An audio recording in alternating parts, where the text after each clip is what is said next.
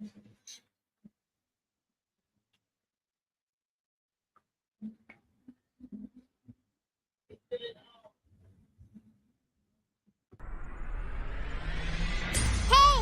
listen. Hey, Zack Attack Nation. Welcome to Zack Attack News Live. It is Tuesday, July 2nd, and I'm super excited to talk to you about all the news stories that we have today, varying from MCU news, Gladiator 2, we got some trailers to react to, and much, much more. I'm super happy to see everyone here. You drop in the live chat. Let me know how you're feeling, if you're eating anything, and what was your favorite thing you watched over the past week. Let's see. I already got comments in here, so let's see what you guys have to say. 80s kids from the 90s, what's up, man? He said, what's up, Zach? What's up, man? Jay Pylon, what's good? He's always good people. Thumbs up to you as well. Salute you. Appreciate you. Dave Show, the main man, Dave Show. I was just talking about you on the Sunday live stream, telling people to go watch your review of Kinds of Kindness. Collective Movie Man says, hey, Zach, how are you doing today? I am doing well. So.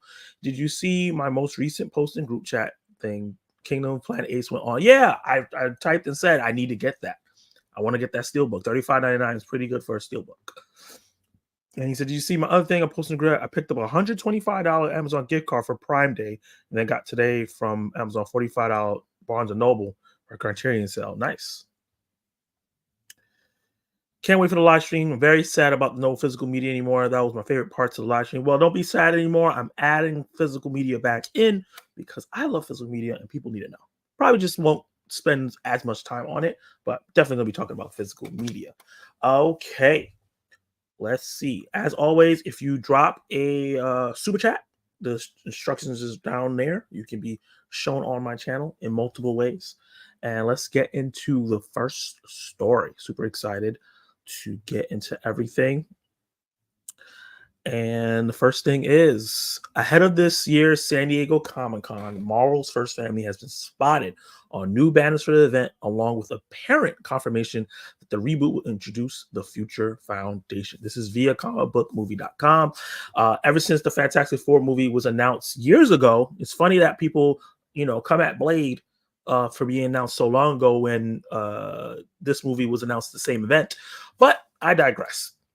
There's been details slowly coming out. We have a full cast of who the Fantastic Four members will be, with some fantastic casts coming in. We have some supporting cast members, so some really great actors who we don't know who their roles are going to be. We know who the villains are. We know it's been confirmed that this is going to be set in an alternate universe during the 1920s. And they're going to go on a space adventure. So this is going to be one of the most unique films in the MCU. And Kevin Feige announced that the MCU and Marvel will be coming back to Comic-Con. And it looks like the Fantastic Four will probably be previewed. Maybe we'll see some stuff shown. I heard that they wrapped filming, so I think they're in post-production right now. Comic-Con is just weeks away, and the first banners promoting the event have been spotted in San Diego. As you'll see, Marvel Studios is teasing the Fantastic Four with some cool artwork featuring Reed Richards / Mr. Fantastic and Johnny Storm / Human Torch. A second banner shows Sue Storm, Invisible Woman, and Ben Grimm the Thing, with the former depicted as being invisible and the latter profile offering a better idea how he'll look in the MCU. It's comic accurate and design is closer to how he looked in his early iterations. And these are the posters right here that they speak of. Obviously on the left, that's Mr. Fantastic, kind of have like a silhouette him. Johnny Storm right here, looking a little cool and fiery. We have Invisible Woman, and we have the Thing. But what was really interesting in a lot of Future Foundation is something that people are talking about. If you can see, I can't zoom in, unfortunately, at the bottom, under the Fantastic Four logo, it says Future Foundation. That caught a lot of people's eye, and people were really interested to see what that has to say. And it says, comicbookmovie.com was likely confirmed that this team will be a part of the upcoming MCU reboot.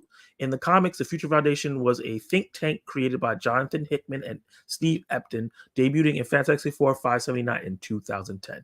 Formed by Reed Richards, the group mission is to solve the world's most complex problems through innovative science and teamwork. The Foundation's roster is a unique blend of superheroes, prodigious children, reformed villains, each bringing their own unique skill and perspective to the team.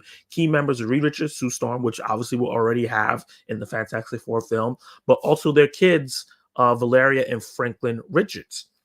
Also added to the team is Spider-Man. We'll see if this alternate universe has a Spider-Man that could be part of this different version of Future Foundation. It could be that this Fantastic Four could be in Toby or Andrew's Spider-Man universe, which would be, no, actually that wouldn't work because it's going to be set in the 1920s. He wouldn't even be born. But be interesting to see a different version of Spider-Man there.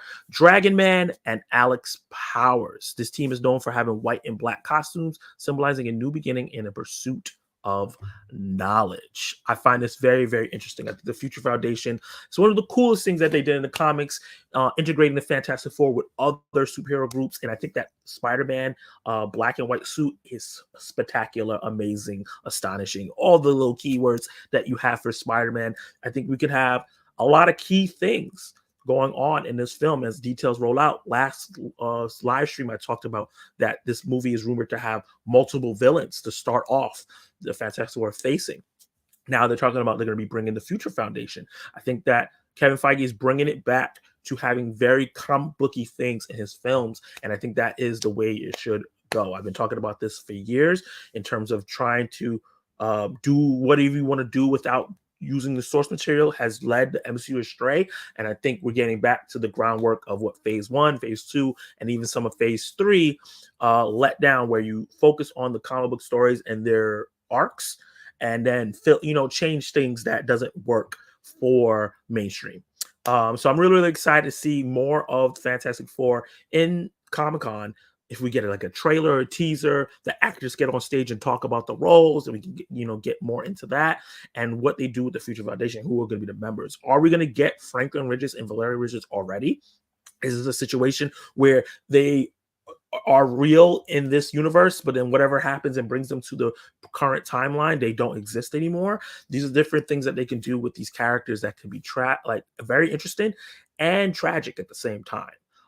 So let me know in the comments down below, what do you think about the Future Foundation possibly being in this version of the Fantastic Four in this alternate universe, or maybe even when they cross over, maybe they're already in the MCU, and who do you think could be part of it other than a Spider-Man, maybe a Namor, because it's a mixture of villains and superheroes and other prodigious children?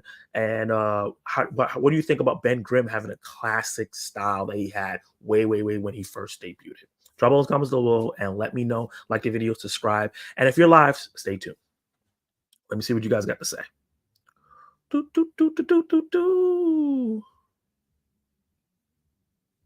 Hey, my boy Kenny Sparks, beloved channel member, beloved friend, and also mod of the chat. So if you acting up, he'll kick you out. He said, I'm not sure why you were screaming, but I'm glad you're excited. Hey, my boy TJ Billups, what's up, man? How are you doing? Yo. Hey, Collective Movie Man. So happy that I'm a member. You're a good man. Member for 3 months. Have to give you a round of applause for supporting me at that level. I appreciate you, man. That's amazing. 3 months, man. That's amazing. I started channel memberships in January, so that's a big part of the year. MCU reboot. Did I miss something? Did it get confirmed? It's not confirmed. This is all speculative. This is some of it is fact. That's why it's not in the breaking gossip. But people feel like once Secret Wars comes up together, and that they're going to reboot the MCU and start at a fresh point to get people back in it and just take characters and change their backstories, kind of like what they do in the comics, where they reboot and then kind of like start over fresh, but the history still exists. That's what people think is going to happen. I personally don't think that's going to happen, but we'll see. But that's what people think is going to happen. That the Future Foundation will be part of the reboot. Hopefully the movie will be fantastic. I hope so. Not with the 4, not Fan 4 Stick. That movie was not good. I heard rumors of it, but that's it. Yeah, it's only rumors. 60 style Spider-Man. Yes, please. That would be really, really cool to get a 60 style Spider-Man. Also want to tell you, Zack, that my Twister Steelbook has been sent out from Grove and Challenges Blu-ray. Nice. I need to get that Challenges Blu-ray. I'm excited for that. Have you seen with T, beloved channel member? He says, salutations. Salutations to you as well. Hope you're doing well, man. I do hope Fantastic Four is good. I am cautiously optimistic. I'm a little bit more optimistic because of Max Shackner. I think he did a great job. I don't know if I said his name right. A great job with WandaVision, and he's coming in here, and he seems like he has a passion for the Fantastic Four comics, and I think that's really, really important with these characters. So I'm a little bit more optimistic because of that. And I think that the cast is stacked. I think that these are some experienced actors that they used to do in the beginning of the MCU, bring all these really great actors that are not super well known. Obviously, Pedro Pascal has become well known, but he's not like worldwide. So this might put him on the map. Same thing with Vanessa Kirby, and everybody in the cast are really great actors, but they're not super famous superstars. So I think that this can do that, just like it did for Robert Downey Jr., Chris Evans, and things like that. Robert Downey Jr. was more famous than everybody else, and so was Scarlett Johansson, but they weren't. I think it elevated them. Other than Spidey and Daredevil, Fantastic Four is Marvel property I've read the most comics for. Really hope they don't screw this up. I agree. I really hope they don't screw this up. This is Marvel's first family. It's one of the most important teams in Marvel as well. A lot of their villains are important. A lot of their lore is important to how you shape the MCU or the Marvel comics. So I really hope they don't fumble the bag, but I don't think they will. Is DC going to be at Comic-Con? I hope they are. DC has confirmed that they also will be at Comic-Con, so that will be very, very exciting. So we might get a Superman trailer, maybe, or some more information on Batman or other projects that's coming out. So that'll be really, really exciting. I always prefer the Steve Ditko Spider-Man as well as the McFarlane style. Nice. Those are classic styles. Hey, Zach, I really hope Fantastic Four is good after the Atrocity 2015 film. Yeah, I turned on that film. I watched the first 20 minutes and I turned it off. I couldn't do it. I just couldn't do it. And I usually finish films that I turn on, but I couldn't. It was just too much. It was too dark for the Fantastic Four for me. And like, you know, with like Superman, Man of Steel, that's a darker tone, but it kind of kept the essence of like parts of the character. I just felt like the Fantastic Four felt like a mess, right? So yeah, I really hope that they can redeem it. Like the Fantastic Four films from before, I like those movies. They're not the best comic book movies, but they're fun. And they understand the characters, even though they have production issues and maybe storyline issues, they still understand the characters. So I'm hoping that this version can be the best version because the Fantastic Four deserve it, man. Okay, let's move on to the next topic. Well, let me see what guarantee we get Petula Clark song for Fantastic Four since it's 60 song and best describes New York. That's a good call out. That's definitely could happen. Good call on that. All right, let's move on to the next topic. This is via Vanity Fair. Gladiator 2 first look. A lot of people, when this first was announced, were like, why are we doing this? Why do we need to do this? Ridley Scott's track record has been up and down over the years, and a lot of people was wondering, why do we need to do a Gladiator 2? Gladiator is a classic, and we don't need to touch it. So we finally got not only first look at pictures of Gladiator, but details about the plot. And I think that this has risen my expectations for the film and how good it can be. So, Gladiator 2 arrives in theaters on November 22nd, and we finally have the first look at Sir Ridley Scott's long-awaited sequel to his Oscar-winning 2000 classic. According to Vanity Fair, Paul Mescal Lucius, the son of Connie Nelson's Lucilla, is the movie's lead character. Decades have passed, and he's come of age far away from his mother after she sent him to northern coast Africa to escape the reaches of the Roman Empire. I just realized this is in the way. He's grown up resenting his mother, not understanding she had a good reason for sending him away, but now has a peaceful life with a wife and child of his own until the Romans invade. And so this is some of the photos that Vanity Fair showed of Paul Mescal. He's, to me, one of the best rising actors in Hollywood right now. I saw him in the show called Normal People, which I absolutely love. Obviously, he was in All of Us Strangers last year, and the year before that, he was in a movie that A24 put out called After Sun, which had a lot of Oscar buzz as well. And I think he's a very dynamic actor. He looks like he's gotten ripped for the role. And Pedro Pascal, who's also in this film, talked about how he would never want to fight him in a fake fight ever again because he was like a brick wall. He called him Paul the Brick Wall. But he looks great. And obviously on the left looks like a classic remake of a scene from the original Gladiator. And he just looks great. And the feel of the film looks great. I think this looks really great just looking at these pictures. I think in motion it might look even better. Leading the charge in this Roman Empire or Roman invasion of North Africa is Pedro Pascal's Marcus Acacius. I'm not sure how to say his name. A previously unseen Roman general who trained under Russell Crowe's Maximus. The actor described him as a fighter who learned from the best. So, of course, his code of honor is ingrained into his training and to his existence. But at the end of the day, he's a different person, and that can't change who he is. Maximus is Maximus, and that can't be replicated. That just makes Acacius capable of different things. He's very, very good general, which means he's a very good killer. And this is the first look at Pedro Pascal as this character, which he looks great. This looks fantastic. I love the feel of everything, the dirt, the grime, this looks like a world that's lived in. The cinematography looks like it's going to be great, and I'm excited to see Pedro Pascal in a role like this, something that we haven't seen. We've seen that he can be a very, very dynamic actor. Lucius detests what ACS stands for, so it seems like these are going to be characters that are going to be rivals throughout the movie, but finds himself a prisoner of war in Rome. It's then Gladiator 2's big twist comes, and I'm pretty sure there's going to be more twists than this if they're announcing this. The wrinkle is when he gets to Rome as a prisoner and has a first round in the arena, he sees his mother. To his shock, he doesn't know whether she's alive or not, because how could he know? There's no telephones, there's no press, and there's his mother in the royal box looking pretty good for after 20 years, and she's with the general who he came face to face with the wall in new media. And this is a little sneak peek of their initial battle. So yeah, I'm excited for this film. I think that it looks really, really good. I like Ridley Scott's last. Well, I didn't like Napoleon, but I really liked his film before that. And he's still a director that can direct really well. I know, even though Napoleon wasn't the best movie, I think it was still directed really well. And the action scenes are the highlights in that film. And I think this movie is going to be very action heavy. So I'm excited for that. Hopefully, the script holds up compared to Napoleon. I hope it's much better. I am going to reveal something. I haven't seen the original Gladiator. I'm definitely going to go check it out before this movie comes out in November. I'm excited to get into it. It's been on my bucket list to watch forever.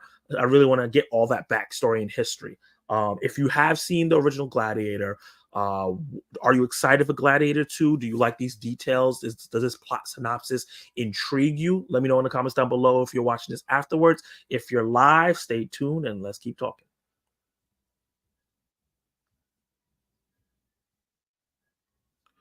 Can you recommend some Fast 4 comics to read before the new comic comes out? I'm gonna have to get back to you on that because I'm not super well versed in like comic runs for Fantastic Four. I know I've read some of them, I watched the cartoons and things like that. I'm very well aware of like the lore and stuff like that. But like runs, I can't give you off the top of my head.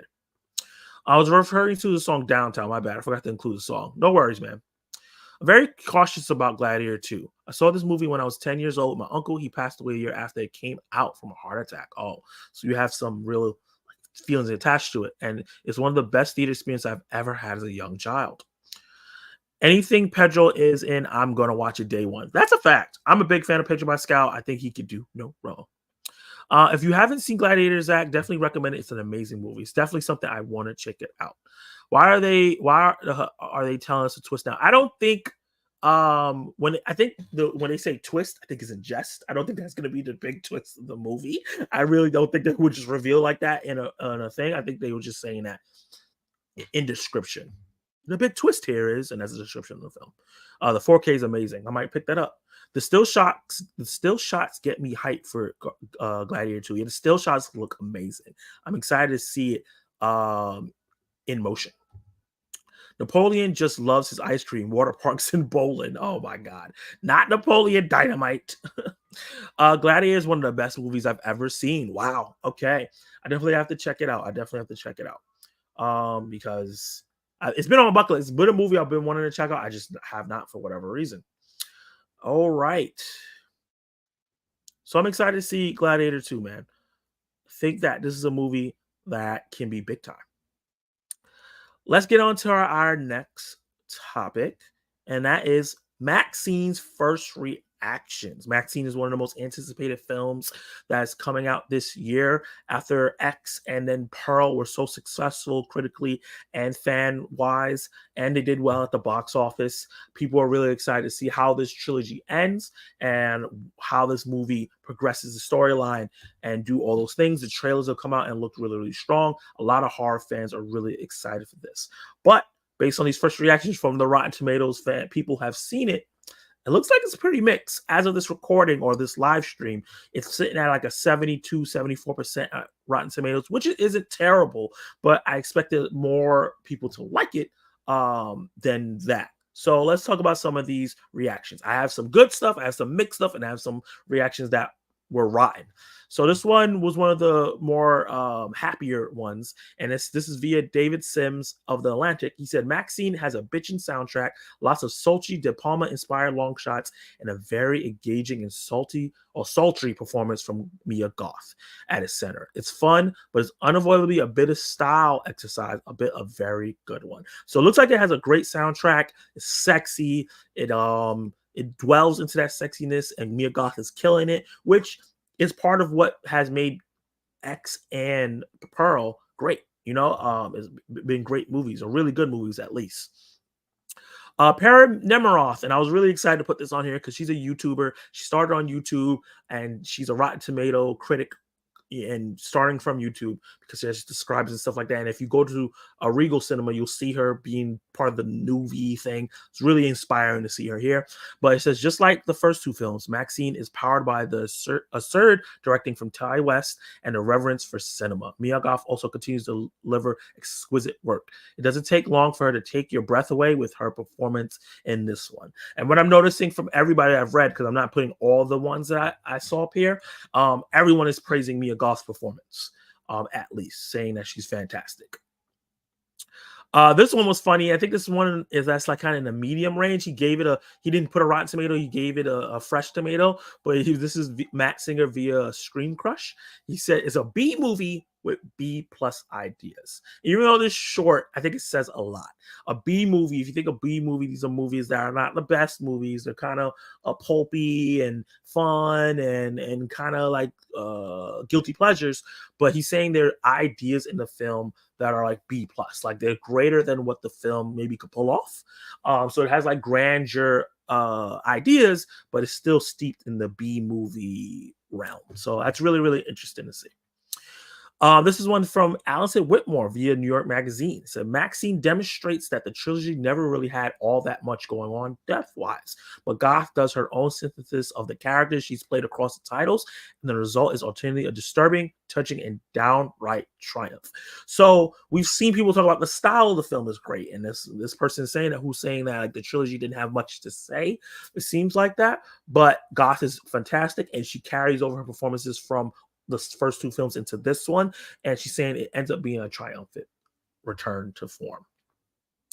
Christy Puckcho via Mashable said, vibrant in sleaze, satire, and shocking violence, Maxxxine was on the brink of being the best West and Goth have made yet, but a bungled ending leaves a sour taste, which always scares me. It's hard for directors to do great endings. So it sounds like the movie was great leading into the ending, but the ending is not that great, which makes me really sad, and I'm going to look out for that. But the sleaze is there, which is what was big inside of X. The satire is there, which was both in X and Pearl, and the shocking violence was in both of those films. So it seems like it's carrying over all that style, and it looks like it had the combinations to be the best of the three, but the ending kind of messes up the journey.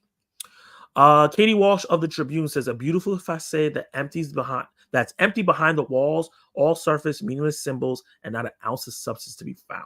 So this was one of the Rotten Tomato reviews here. It seems like she's not a fan of the sleaze and the shine and the style, because there's no substance behind it, saying the movie has nothing to say, which is unfortunate, because I think Pearl had a lot to say. Even though I don't think X had too much to say, even though I think it tried. So it's going to be interesting to see how people take different things from the film. And then the last one I have is David Jenkins of Little White Lies. That's a hilarious website to have for reviews.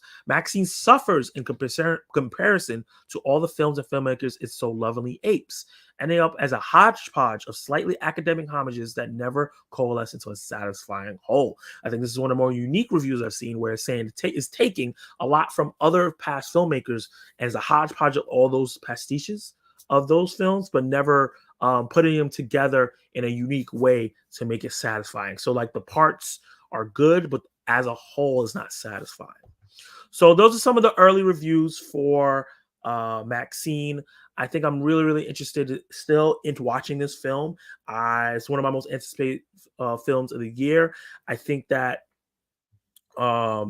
I might like it more than other people, or I might not like it as much as people. Like for me, X was really good. A lot of people thought it was great. It was some people's favorite movies of the year. I didn't think it was that good. I didn't think it was a great film. I thought it was a really good one. I liked it. It was unique.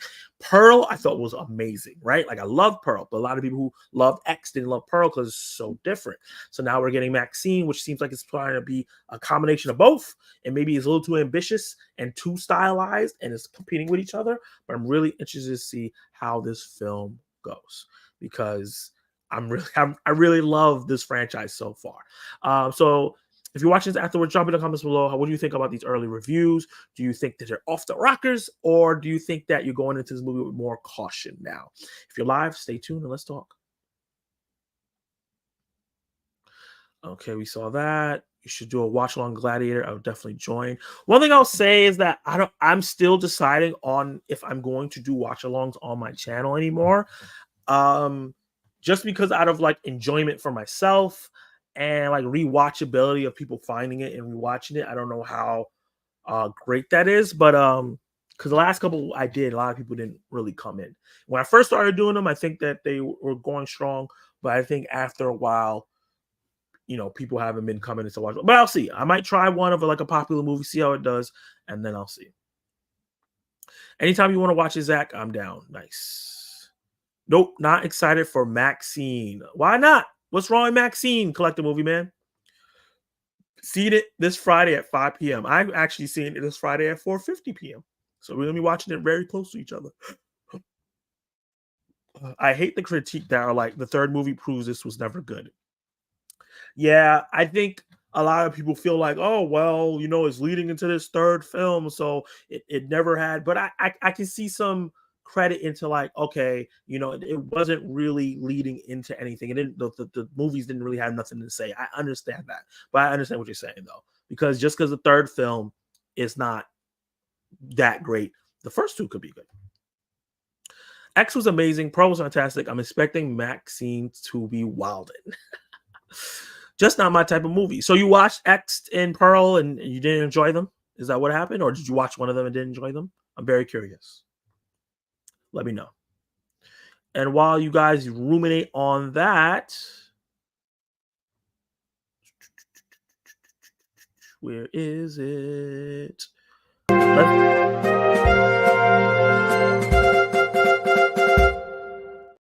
Let's do some rapid fire news topics that I feel like I want to talk to you guys about, but you don't really have to spend super amount of time on.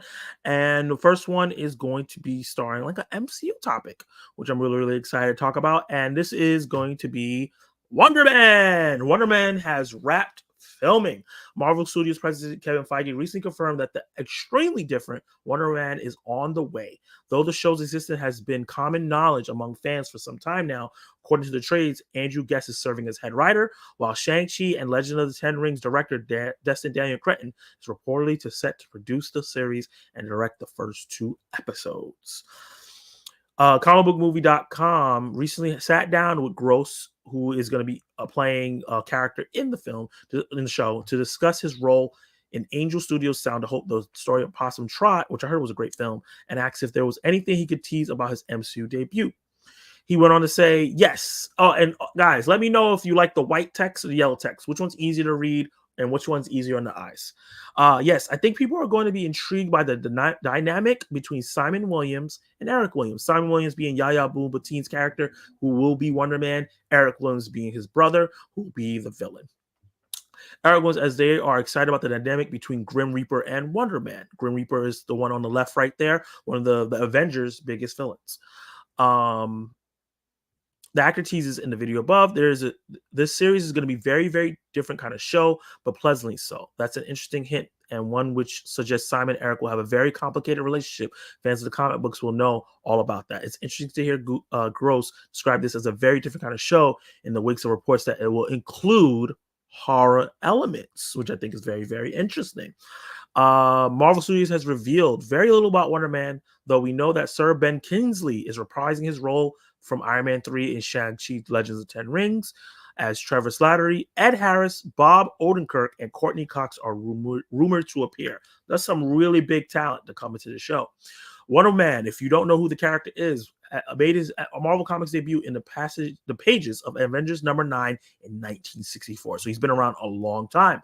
Initially a villain, he was later reconned and became a hero and an Avenger in the 1970s. The Grim Reaper is his brother, and his brain waves were used by Ultron as the basis for the Vision.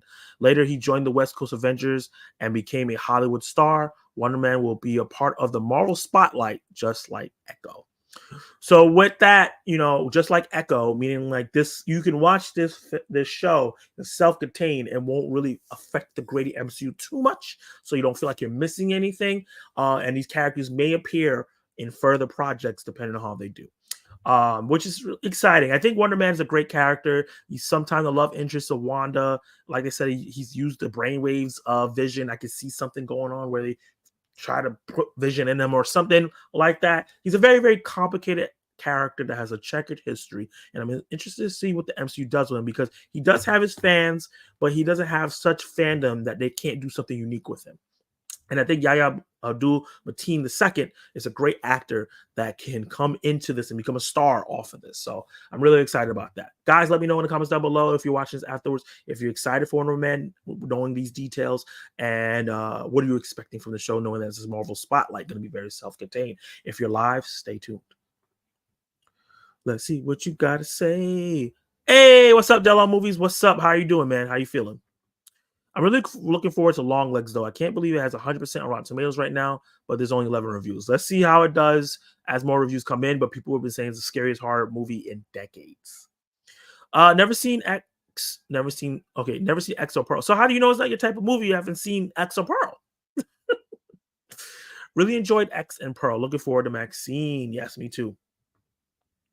I'm clearing out most of my physical media. I'm only keeping my favorites of favorites. I hear that, man. It gets really cluttered. White for sure. White for sure? I'm not sure what that means. We're getting Wonder Man before Blade. Yes, we are. But Wonder Man was announced around time Blade was announced. So Trevor Slattery is Marvel's version of Fetch. Quit trying to make it happen. I know. Well, I liked him in Shang-Chi. He was cool, peoples. Next quick news I'm going to talk about. This is happy, sad, and confused. They were interviewing Jeremy Renner, and they asked him about, hey, why are you not in Mission Impossible? There's been tons of rumors of why you haven't been in Mission Impossible, and he finally answered.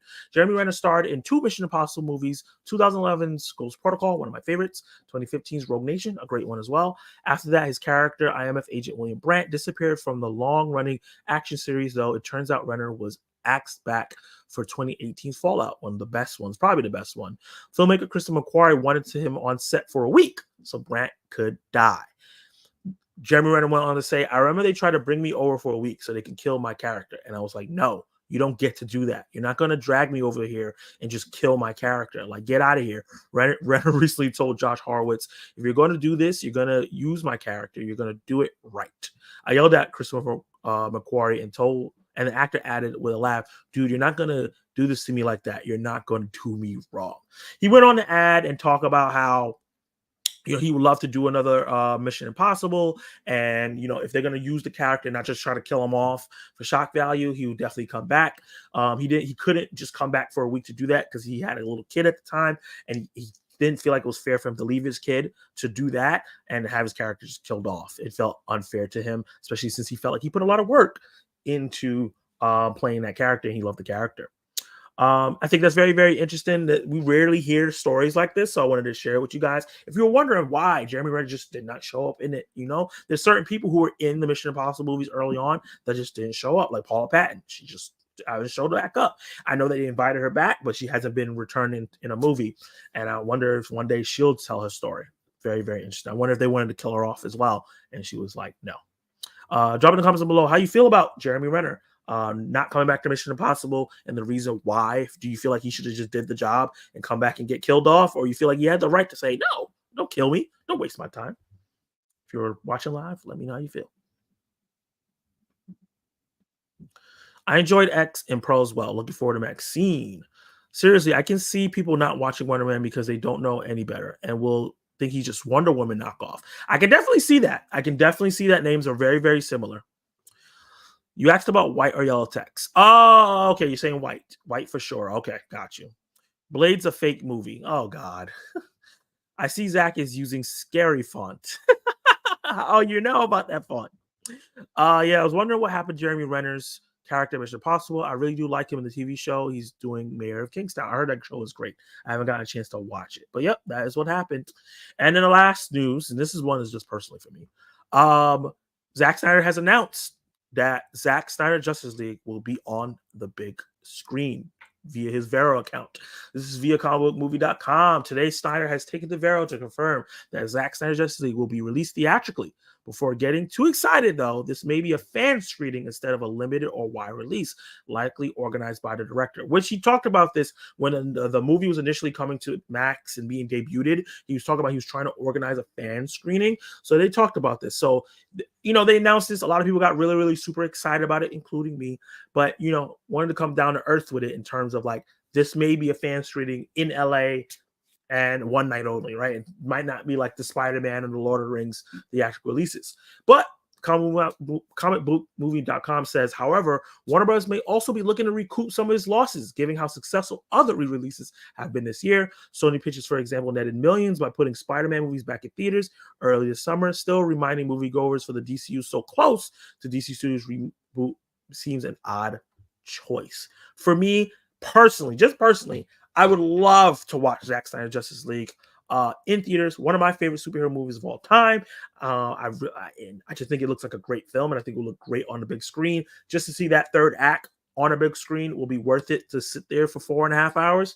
And yeah, I would love it. I'll be there. If it's something where it's going to be in multiple cities, I'll go check it out. Unfortunately, if it's one of those things where it's like LA and it's a fan screening for one day, I won't get to check it out. But let me know in the comments down below. How do you feel about Zack Snyder's Justice League getting a theatrical release, even though the DCU is starting up and they're trying to create that separation and let people not be confused?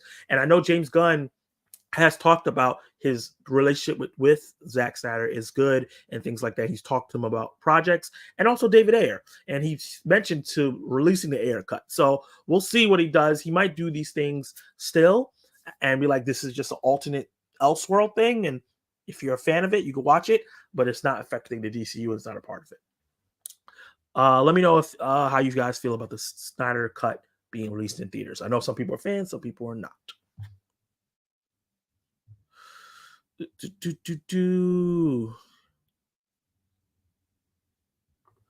Renner is just flexing. Most actors can't make that demand. That's true.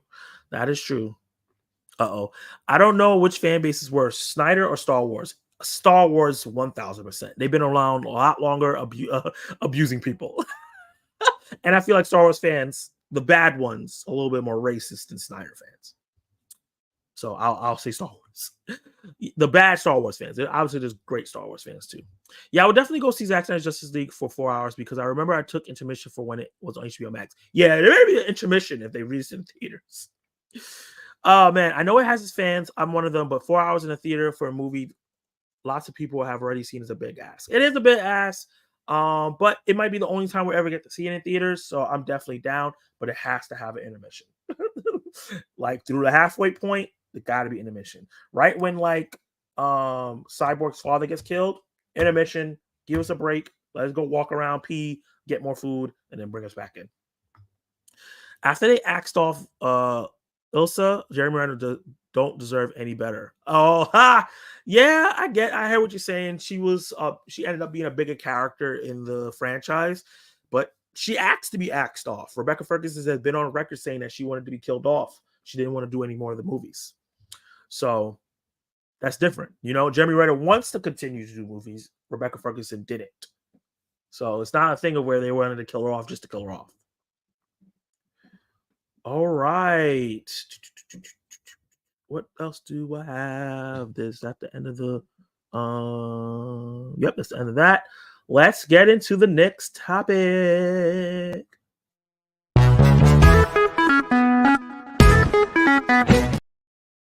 Buy, rent, or sales, where we watch a couple trailers and we say if we buy, meaning we're going to watch it in theaters, or streaming if it's a streaming film. Rent, meaning if it's a theatrical film, you're going to rent it, or watch it on streaming. Or sell, I'm not watching this at all. We have 3 really strong trailers, I think really interesting ones that have recently come out. Let me know if you are going to buy, rent, or sell. Just drop those in the comments and let me know how you feel. Let's look at the first one. This one is a very interesting one. Let me make sure this is on the highest quality. That good old 4K. This is going to be, if you are a fan of Childish Gambino, relax. If you're a fan of the artist Childish Gambino and the actor Donald Glover, obviously it's the same person. And I just realized this is not the view that I do. Boom. He is coming out with a movie that go alongside his new project, and I'm really excited to check it out. It is called Bando Stone and a New World. It's about an artist who feels like all he has to give to the world is his music, but the world is ending because of an alien invasion, and now he's trying to figure out what he's going to do now. So I'm excited to check out the trailer. I haven't seen the trailer at all yet. I've only seen certain things. So this is my reaction to Childish Gambino's Bando Stone and the New World. Ooh, that looked like a lot. Hello? Honestly, this movie's looking gorgeous in terms of the wilderness. It's great. Hello? Does he not know the world has ended?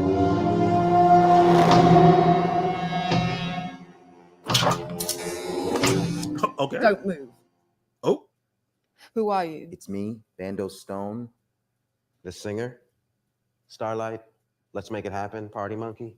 It's not truth or dare, you can party everywhere, let your party monkey. All right, you don't know who I am, that's fine. You're gonna need help. I can help you. We have to get to the other side of the island. We can only move in the daytime. It's a little slow, why not at night? Because that's when everything comes out. A little creepy, but that's fine. Oh, so he really doesn't know. Whoa, what the hell is that? Can you shoot? Whoa! What? Can you hunt? No. Do you know how to fish? No. Do you know how to set a trap? What the heck? I can sing. I can sing. You're useless. Yeah, kind of. Where are you in the world ends? Are we gonna die? Move! Run! We gotta go! Whoa. This looks awesome. What is this? Oh, okay. I didn't see that. Let's go. Pick on me like that, great. Don't pick on me like that. Soundtrack 2024 is coming out. It's going to IMAX. He got an IMAX release for his movie. That's awesome. I'm down. I did not expect this. I didn't expect this at all. This looks really cool. It looks like a mixture of like Jurassic Park with the animals coming out, and then it's like an alien invasion as well, but has like a post-apocalyptic zombie kind of feel to it, like 28 Days Later, because it looks like he doesn't know what's going on. So I don't know if he was in a coma because he has his beard is long. It looks like, he hasn't shaved or taken care of himself in a while. So I don't know what he was doing while all this was happening, and then he's wandering around not realizing crap is happening. So he's learning it as we're learning it. This looks amazing. This is a buy for me. I'm checking this out. I don't know if I'm going to see this in IMAX because there's no IMAX screen close to me, but I'll definitely check this out in RPX and Regal. Let me know if you buy, rent, or sell this trailer. Are you going to go check it out in theaters? Are you going to wait for it to hit streaming, or this is not for you? Let me know in the comments down below. definitely a buy for me. If you are live, stay tuned.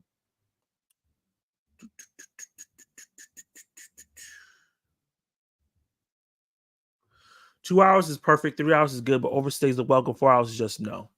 Okay, that's fair. I don't personally agree. I think I don't have a limit on movies. If the movie warrants the time, I'm fine. And I think Zack Snyder's Justice League warrants the 4 hours. I think it probably could have been a little shorter, but because of the situation and the conditions, I'm down for him to have everything he wanted in the film. That's funny that the character who plays Elsa asked to be killed off in Mission Impossible because it shows her listed of Mission Impossible 8 on IMDb. Yeah, but she asked to be killed off. I'm actually looking forward to this. Yeah, now I am. I didn't know anything about this. I love Donald Glover. I love Charles Gambino, his music alternate ego. Yeah, I'm a fan. I'm a fan of him as an actor, as a comedian, as a writer, and everything. He said aliens. Okay, let's check it. Oh, Zach, I meant to tell you this. Clint Eastwood's son is being considered to play the next Batman for the DCU. I've heard about that. Scott Eastwood. Oh, yeah, it was. Ooh. He was a great presenter at the BET Awards last night. I heard that he went off on a tirade during his presentation. I haven't got to watch it yet, but he said some really interesting things to make you think. She doesn't know him one bit. Yeah, no, she doesn't. I think I'm gonna pass on this one. Really? Okay. I wonder why. Oh, you didn't like to throw up, huh? Bye. Yep. He said, "Where's the aliens?" Well, they're not gonna show you everything inside the trailer. It's a teaser trailer. Happy birthday, Captain America. Which Captain America birthday is it? Like, it's like the comic character's birthday? Happy birthday to him, Steve Rogers. You know what I mean? Looks super interesting. Bye. Facts. He said, this looks fantastic. Bye. It looks intriguing. I'm rooting for everybody black. Same here. Oh, that's Donald Glover, the guy who played Lando Calrissian. The guy who played Lando Calrissian. I haven't seen him play. I haven't watched that. That's just funny. That's who you know him as. Tirade is a little strong. Okay, it's a little strong. I will see it, but I'm going to wait for streaming. Okay, that is fair. That is fair. That is fair. It's definitely a buy for me. Super excited about this now. Okay, let's move on to the next trailer. And this is going to be the final trailer for Longlegs. Super excited to check this movie out. A lot of people were talking about how it's one of the best horror movies of the decade. And yeah, I am down. The trailers have been creepy, and I'm really excited to see what they got for us. So let's see what the final trailer for Longlegs has for us. The end. Don't move. Oh, okay. I'm not going to move. Is it scary being an FBI agent? Yeah, I'm pretty sure it is. Best serial killer horror film. Oh, damn. The letter was left with the bodies. We have 10 letters like it over the past 30 years. And all of them signed with one word. Longlegs. 100% Rotten Tomatoes.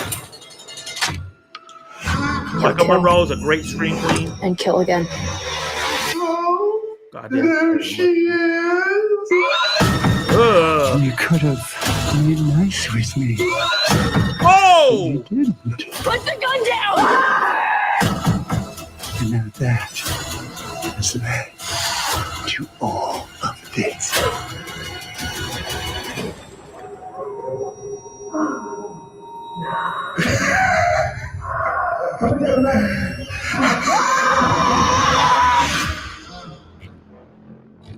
Still excited. Whoa.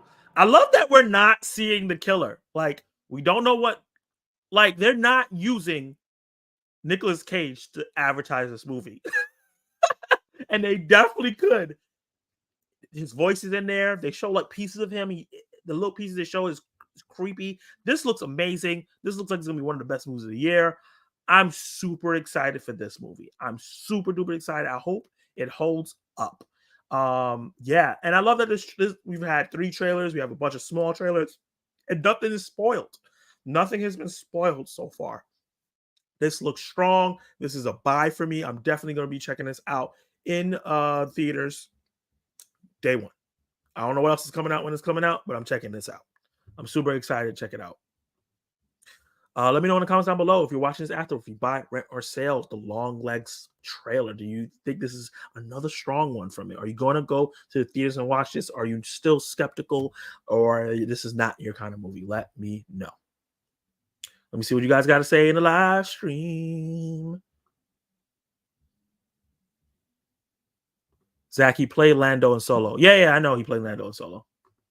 Damn. Yeah, man. Another buy. He said this could be a horror movie of the year. It really could. The way people are talking about it, this might be the best horror movie of the year. I'm excited. I'm seeing it July 12th with my mom. I'm not seeing this movie by myself. Unfortunately, I have no friends that really like horror like that, so I'm going to have to see it by myself. Absolutely not. Bye. I love how Kenny always is like, no, but I'm going to see it. Captain America is Captain America's birthday is 4th of July. Oh, yeah. Okay. That makes sense. Already got my ticket. Nice. I see Sully streams in the suggested video. Is he there? Where is he? Where's Sully at? Ah, look at Sully streams. Nice. Sully streams. My guy. Friend of the channel. Probably on his honeymoon still. Yeah. Let's go into the next one. This is a trailer I did not expect. Hellboy has been a franchise that has been on a rocky tear. You know, Guillermo del Toro directed 2 movies that people love, and for some reason they didn't give him a 3rd one. Then they try to reboot it, and I like the reboot, but a lot of people do not like the reboot. So that was with David Harbour, and they got rid of that. And now we're getting another rebooted version of a live-action Hellboy, and this is going to be pulling directly from a comic run, which is very, very interesting.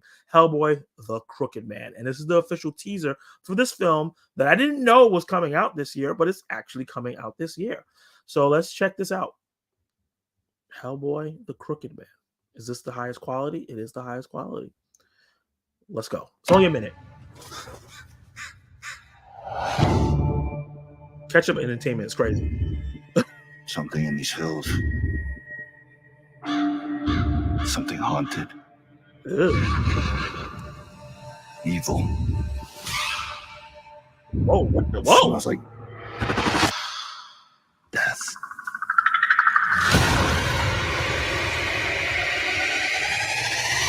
How do you know that? Dark things called dark things. Okay. That's from the creator of Hellboy. Okay. Most just called him the Crooked Man.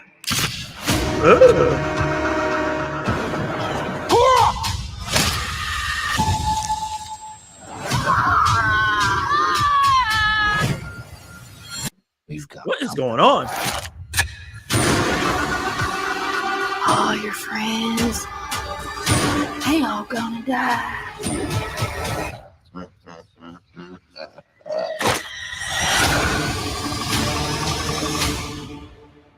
You know what? I'm intrigued. I'm intrigued. The tone is very different from all the other Hellboys. This doesn't look like a movie that's going to be trying to be superhero-y and things like that. I like the horror tone to it. It feels like one of those folk horror films that comes out, but with Hellboy right in it. But from what I read about the Crooked Man, it's about I believe it's about Hellboy going into the Appalachian Mountains to find the soul of a person that is close to him that got taken by a demon, and then he gets mixed in with these people and all the craziest things that's going on. One thing I'll say why this is not an absolute buy for me is that it does look a little cheap in certain places. It doesn't look super high budget, but that might be in the benefit of it. Maybe they could focus on certain things. I definitely will check it out. I like the Hellboy character. He's not up here, but I have a Funko Pop for him, and I like his movies. I definitely will check this out if another trailer comes out and looks really good and the reviews look really good. I don't think I'm going to rush to the theaters to check it out just yet. But let me know in the comments down below if you're watching this afterwards. If you're going to buy, rent, or sell this. Are you going to be checking it out in theaters? Are you going to wait for streaming? Or are you going to skip it completely? Let me know. Let's see what you guys have to say in the live chat.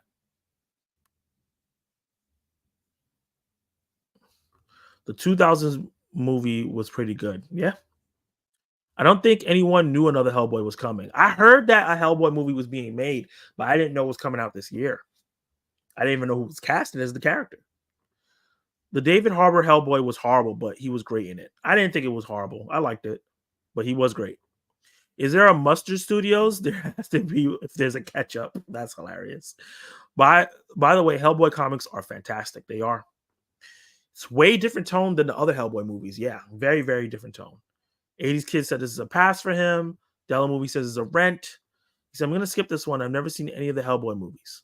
Well, this is not going to continue the other Hellboy movies. This is a fresh start. So why are you going to skip it? He said, rent. Yep. That just looks too scary and great. Oh, yeah, I forgot. You don't like horror movies. That makes sense why you're going to skip it. I'll be rented on streaming. Okay.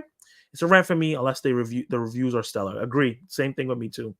The first two Hellboy movies are super underrated. That's what I hear. I actually don't think I've seen the first two. I thought I did, but I don't think I have. I think I've only seen the David Harbour one. I got to check out the Guillermo del Toro ones. So that's the end of Buy, Rent, or Sale. Thank you guys for watching these trailers along with me. This has been really, really fun. Let's move on to the next topic, and that's back of the box office. Let's break down the movie news that you need to know, in the box office movie news you need to know. And let's talk about the number one movie of the week, this last 3 weeks, honestly, and that's Inside Out 2. I have a little issue with this graphic. I'm mad that I did it, but no one's gonna really notice, right? So Inside Out 2 continues to make history. It's the number one movie 3 weeks in a row, grossing $57.1 million domestic alone. And the movie had a 34% drop last week.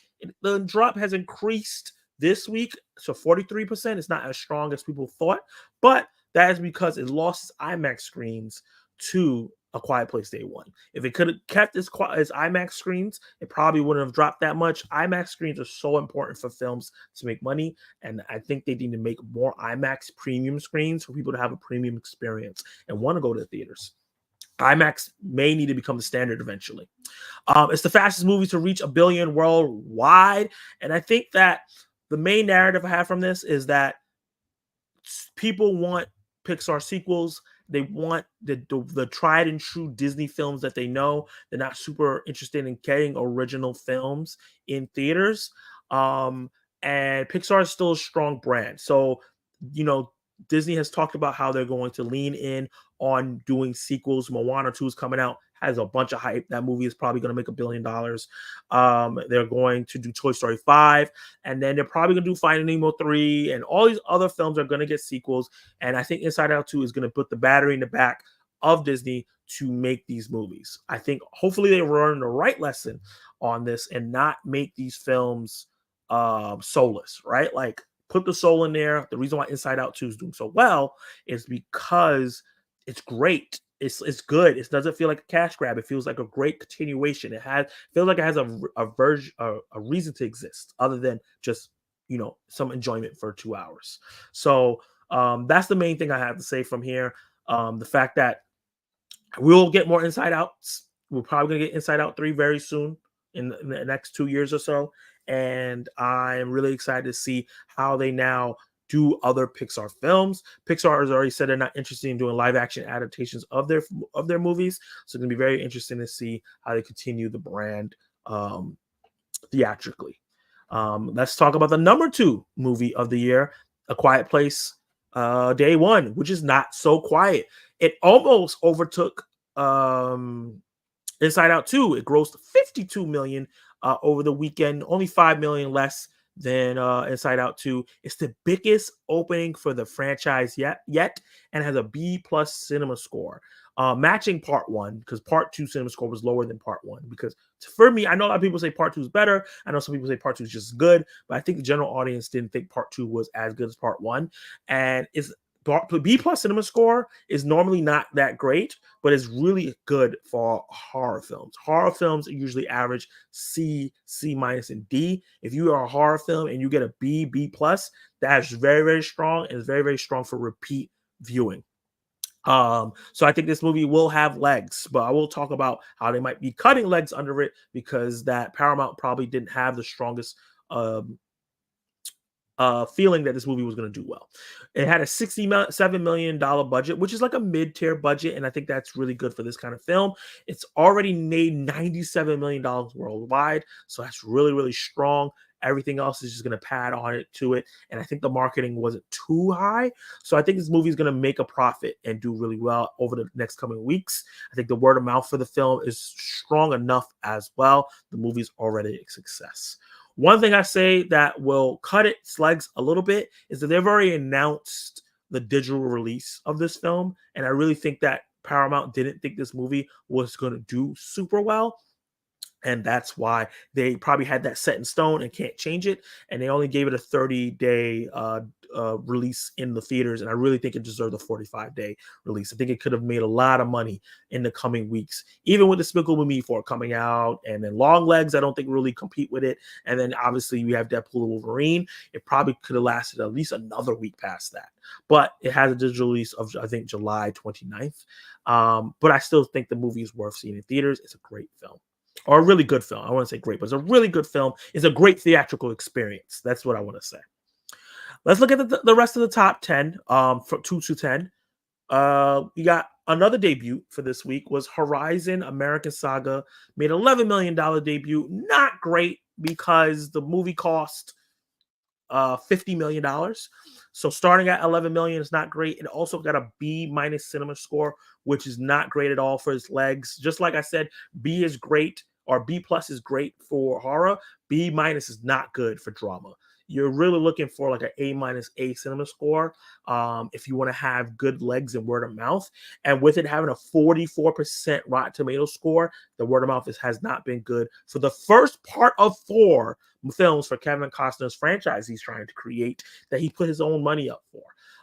I know part 2 is already being made, I believe. I don't see this movie getting a part 3 and 4. I just think it's not financially viable unless he just keeps putting up his money. But I know he mortgaged one of his properties to get this movie off the ground, and I don't think he's going to continue to do that. So yeah, this movie unfortunately is a flop. It just I didn't go check it out. It didn't really speak to me at all, and I haven't really heard anybody say really great things like I have to run to the theater to go see it. Bad Boys Ride or Die came in with $10 million. The movie continues to be a success. It's starting to peter out in theaters, and I can see it hitting digital very, very soon. A new movie debuted here at 2, 3, 4, and it's an Indian from Mollywood, not Tollywood or anything like that, from Mollywood, which I didn't know that existed. It's a sci-fi action film called Kalki 2898 AD. Which is made a $5 million debut, which is really strong for Indian cinema in America, especially an Indian movie that's made purely in India debuting here. And last year, we got a lot of these happening where Indian films were debuting into the top 10, and it's a very strong trend. We also have an Indian film debuting this Friday called Kill. So we'll see if that momentum will continue. Bike Riders dropped from number 2 all the way down to 2, 3, 4, 5, 6, which is not great for the film. Movie, unfortunately, is a flop at the box office, and it already has its digital release set. I think it's going to be next week, Tuesday. It's going to be out on digital already, and that's when I'll get to check it out because I skipped the theater that week because I needed a break. But yeah, the movie has solid reviews. It's not reviews that's like telling you to run to go see it in theaters, other than Sully Streams, who loves this film, friend of the channel. But yeah, 3 million, not great for a second weekend. The Garfield movie is already going to be hitting digital soon. This movie is just it's already made profit. It's already done really well. Everything else is just extra profit while it's also making profit on digital. Planet Apes, also another film that's done really, really well, just starting to peter out. And last week, there was a film that I never heard of, debuted in the top 10. And once again, it happened again. Jack and Juliet 3. First of all, I've never heard of this movie before. This is the third one. Where did the first 2 come out? Did anybody here are Jack and Juliet fans? I don't know what this movie is, but it debuted at $1.5 million in the top 10, which is very, very interesting.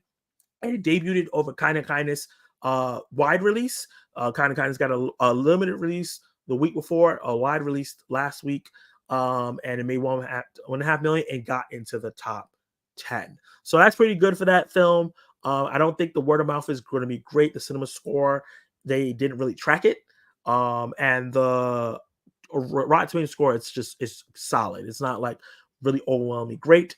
But yeah, I don't think this is going to hold really long legs. It's probably going to hit digital pretty soon. But Jack Juliet, congratulations to that film. Never heard of it. Don't know what that movie's about. I didn't know there was a first two, but there's a third one. There's fans out there going to go see it.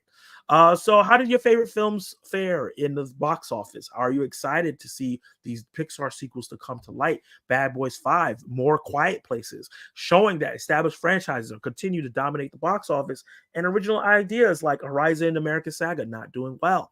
What else didn't do well? Bike Riders didn't do well, but Planet Apes, Garfield did do well, and those are franchises. So franchises continue to prove is the way to go. Sorry, my eye is, I don't know what happened. It's burning me. And original movies are not really doing as strong as they would like. Let's see what the live stream has to say.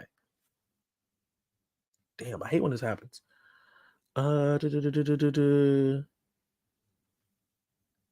Sorry, guys. Woo. I don't know what is going on.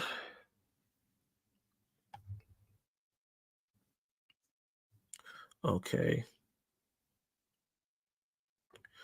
The thing I can't wrap my head around is that while I don't do R-rated content because I can't handle the content, I can handle aliens.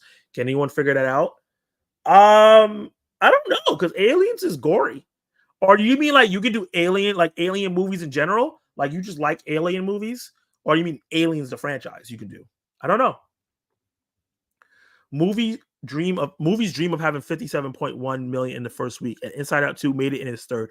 Absolutely insane. Yeah, in this climate, like in 2019, that would have been regular. But after the pandemic, having 57 in your third week is absolutely insane. For it to be in its third week and beat out a new movie in an established franchise that had this highest, A Quiet Place 2 had its highest opening of the franchise, day one. And it came in second place. One thing I got to say, the narrative for Inside Out day one, that is the most important for me, other than the fact that the franchise is so strong, it has franchise momentum, and we will be seeing more spinoffs, is that Lupita Nyong'o may be a box office draw, which is great. I need to see her in other stuff. I think that her performance in Us has made people want to see, and also there's a zombie movie she was in on Hulu that a lot of people watch. Forgetting what it's called right now. If you remember what that movie was, where she was a school teacher and then a zombie attack happened. I think it's called Little Monsters. I think that's what it's called. I think that her horror career can blow off if she continues to do horror, but she may be a box office draw. And that's really, really strong because there's not a lot of movie stars, one, and there's not a lot of black movie stars. We have Denzel, we have Will Smith, but outside of that, we don't really have a lot. I think Idris Elba a little bit, but he doesn't get like the roles to do it. I would love Lupita to be in that echelon. I think she really needs to take this and go, look, you need to book me and stuff. Look what I did for the Quiet Place. Biggest franchise opening. I was a star. I was on all the posters. So that's what I gotta say. 80 Kid has me like, what? Yeah, with the fact that he doesn't like R-rated content, but he likes aliens. I'm not too sure. Look at anger. He's just irritated with the new emotions. If Deadpool, Wolverine, Moana 2, Mufasa also do $1 billion alongside Inside 2, that's gonna be insane. Facts. And Joker 2. Don't forget about Joker 2 as well. Also can do $1 billion. I'm very interested in Mufasa. I haven't seen the live action Lion King film. Is that something I should watch, guys? I like A Quiet Place day one, but I didn't love it. Either way, it's a fun trip to the theater. Yeah, same here. I didn't love A Quiet Place day one. I love the experience in the theater. That's why I keep saying it's worth seeing in the theaters. But as a movie as a whole, I can see myself watching it at home and not loving it as much. 80s Kid, your comment about not liking R-rated content, but handling chest bursters. Yeah, that's so weird. Oh, yeah, I must have not seen that part. What? What do you mean you haven't seen that part? That's like one of the main parts of Aliens. That does not sound a bit much. Do Westerns fall under the drama category? I think they do. I don't think it's a subcategory of drama to me. It's not an action film. It can be an action drama, but I think it's a drama. Probably because it's a movie from the 80s and it's not today's VFX. Okay, I can see that. I'm happy. That makes sense. Maybe older movies that doesn't have such advanced VFX. Like maybe try The Thing. You might like The Thing, because it's an older film. I'm happy about Bad Boys 4. Me too. And I gave it a good review on. Okay. What movie did you give a good review? Hey, has anyone listened to Will Smith's new song? It's a real banger. I've listened to it since yesterday morning. It's called You Can Make It. I haven't listened to it yet. Hey, Chillmonger, what's up? Wait, did you change your logo? Why does it look like that? It looks scratchy. Chillmonger variant. I just realized what it said. Okay, it's a different channel. Never heard of Jat. Me and Jat and Juliet go back. Oh, wait, I never heard of Jat, but me and Juliet go back though. You're so silly. What was Kind of Kindness budget? That's a really good question. I think I looked that up. Kind of Kindness. What the heck? I can't spell. Kindness budget. The budget was $15 million, so it's not making that back. I gave Bike Rider a really good review. Oh, okay. I got to check out your reviews. I haven't gotten to check out your recent reviews. I don't think it's just original movies don't do well. I think in the case that none of these particular movies are reviewed too highly. But just in general, when I think about like, what's the last original movie that was reviewed highly that got big, like a big box office like that? I guess Oppenheimer, that's not a franchise, and Barbie. But other than that, it's hard. If you're not a horror movie, it's hard. James Cameron Aliens, I have not seen any other movies from the franchise. Okay. How much do you think Despicable Me 4 is going to make? Oh, man.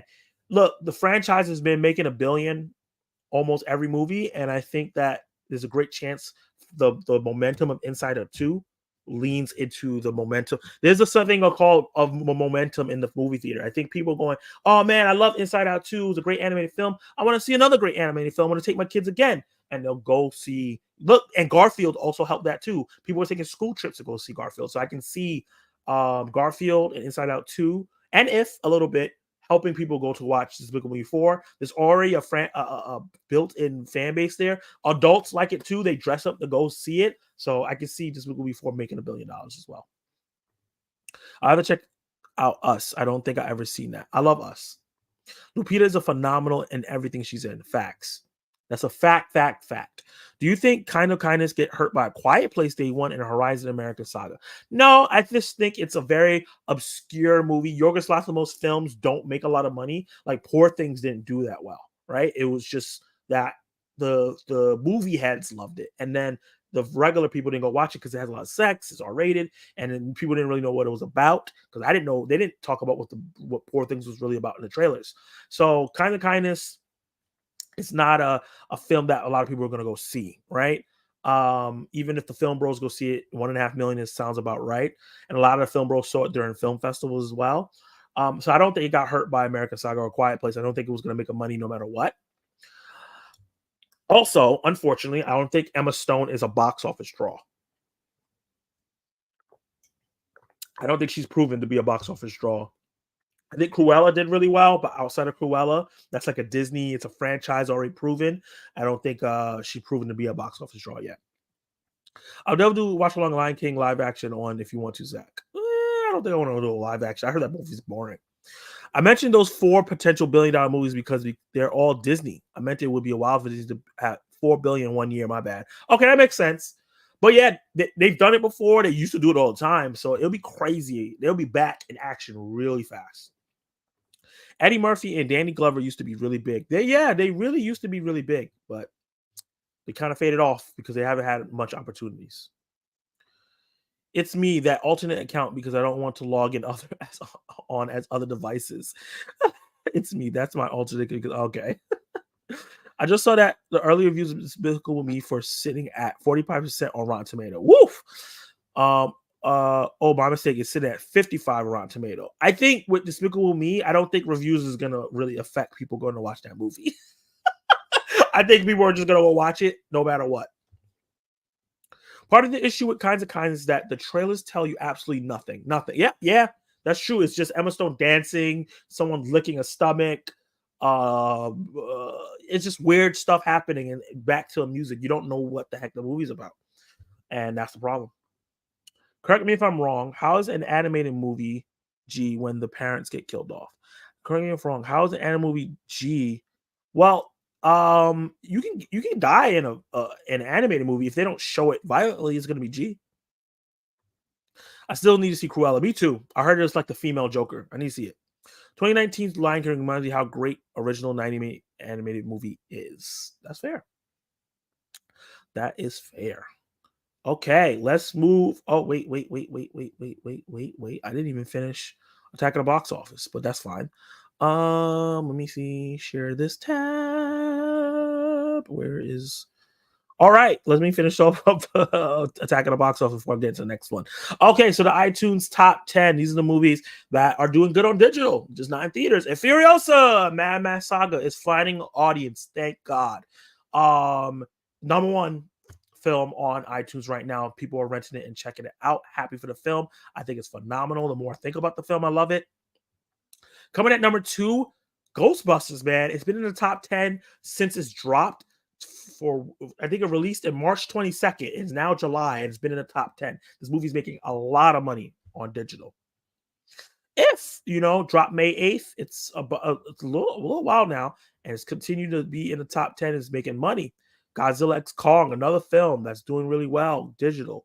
Just got a discount, so definitely was. I think it was number 10. It jumped to number 4. Ministry of Undeadly Warfare, also another film that's been doing really, really well on digital. It's been in the top 10 for weeks. Civil War as well. It was number 1 for a couple weeks, but now it's dropped to number 6. And it's been going between like 5 and 10 of the past couple of weeks. But yeah, you can purchase it for $20.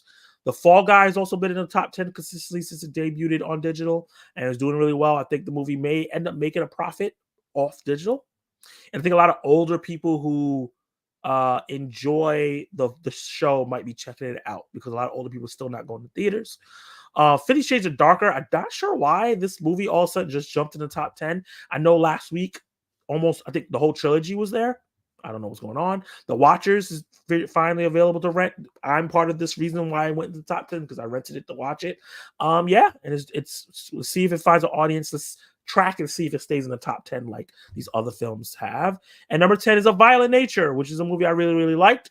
Cheap rental for $7. That's me as well, of renting the film. Let's see how this film does in the top 10. Let's keep track of The Watcher and Violent Nature. Let's see if it drops out. What is 50 Shades? 50 Shades Freed is number 11. The Boy and the Heron, I think, was in the top 10 last week, but dropped out because it's boring. And Doom Part 2 is finally dropping out of the top 10. I think that the fact that it hit Max is finally affecting it. I was wondering what 50 Shades took its place of. So those are the movies that are doing well on digital. Let's move into the last topic of the night before I do the Q&A. And where's my graphic? Where are you at, ho?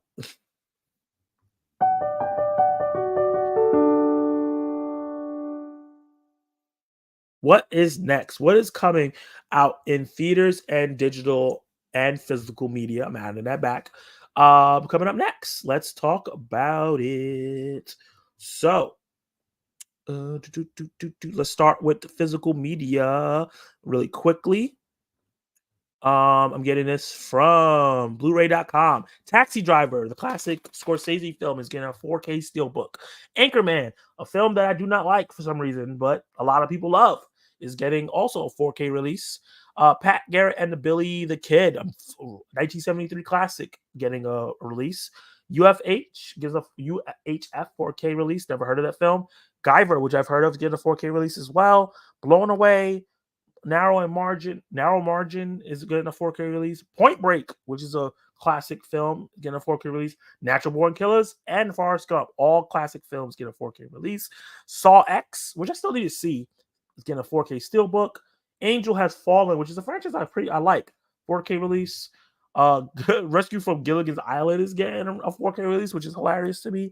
Gurren Lagann, if you're an anime fan, is getting a 4K release. I think it's the movie. And The Meg is getting a 4K release. Let me know in the comments down below, what films in the 4Ks are you going to get?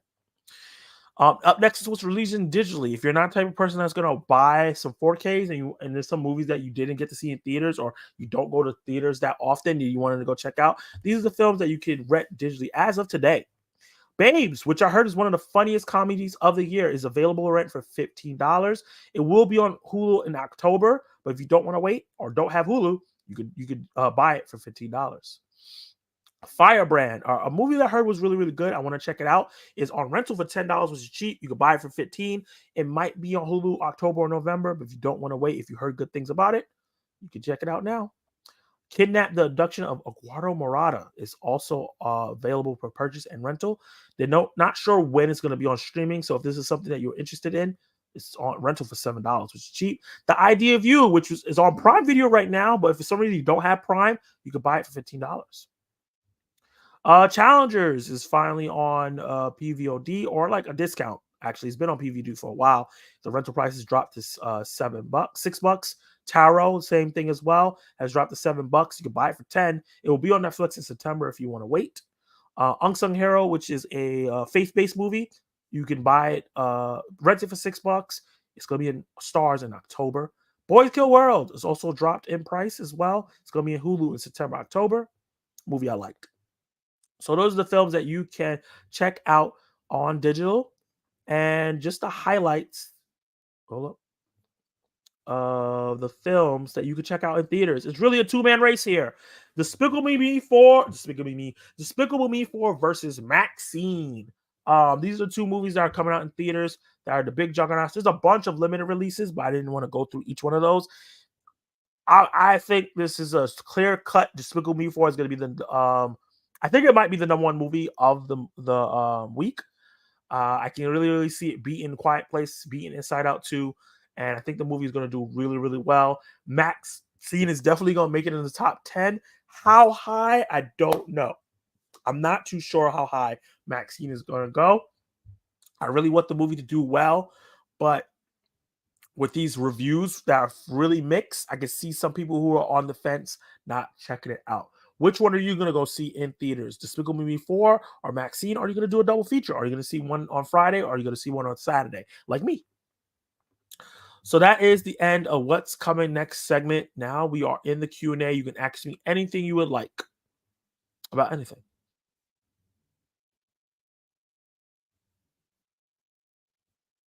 Wait, how did I get back up this hard? Eddie Murphy.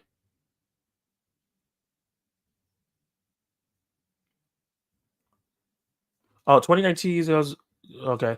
Was it Lion King G? Let me see. Probably Lion King rating. Lion King was PG. Was it G? Littlefoot mom was killed by a T-Rex on screen. Is that you talking about Land Before Time? Land Before Time rating. Land Before Time. Rated G? Was it rated G? Yeah, that was rated. Was that rated G? Yeah, I think it was rated G because it was 6+. I guess because it's animated. I'm not sure. I'm not sure how they deal with deaths in kid movies. Godzilla X Kong is going to be on HBO Max soon. That's true. Coming soon to theaters. Man, I miss those late 90s, early 2000s intros for Disney DVDs. Me too. I'm getting Anchorman tomorrow in 4K, and tomorrow I finally have coming the Walmart exclusive for Forrest Gump. Nice. And I've already got Angel Has Fallen. Nice. I walked too much yesterday and got a sunburn. I walked some more today. Man, it's hot outside. My eyes were burning from all the sweat. Woo! It's a little cooler in New York, so it's not as bad as it was earlier in the week. Maxxxine will be 4th place. Yeah, I pretty much see that 4th place. It's probably going to be Despicable Me, Inside Out 2. What? It might be Despicable Me, Day 1, Inside Out 2, Maxxxine. I'll be seeing both. Sounds of Trot also drops on July 4th with Kill. Nice. I was hoping that Maxxxine was going to drop on July 4th because I would have went because I don't really celebrate July 4th like that. But it's not, unfortunately.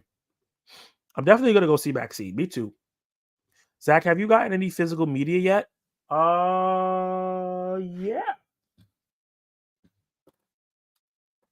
We have some right here. I'm going to be doing a video. Actually, I'm going to be doing a video for my channel members about my physical media pickup. So I'm not going to show you guys.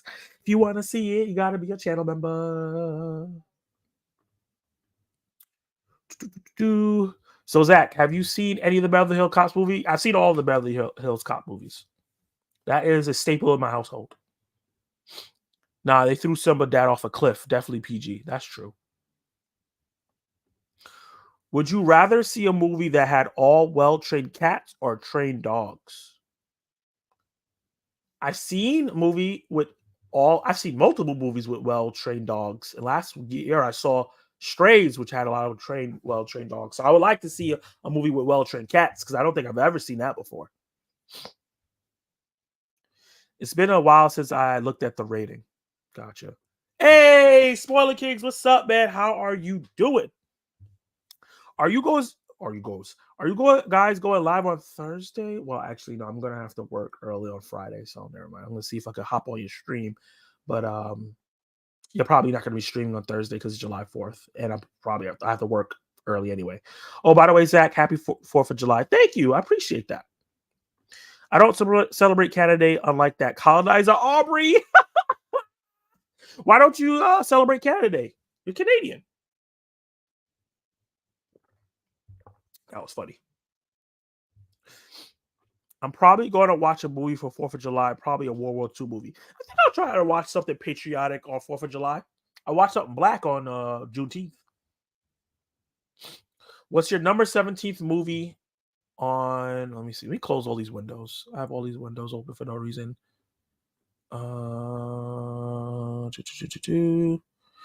Question before I answer this question. This is a question for everyone in the chat. It's 80 of you guys here. Let me know how you guys like the stream. How do you guys like how the flow of the stream is? Do you guys think that I stay on the topics long enough? Is it too short? Do you think I stay on the comments long enough? Is it too short? How do you guys like the flow of the stream? I've been doing 2 hours. I think this was a little shorter because it wasn't that many topics. Let me know what you guys like or not, and what segments you like. Like I'm going to be bringing in Attacking Zack. I didn't have enough time to do that, so I'm going to prepare and make sure I get that done for next week. Because I have a bunch of questions from you guys that you guys asked me a long time ago, and then once I get those done, I'll start putting up the community posts so you guys can start adding questions for Attacking Zack.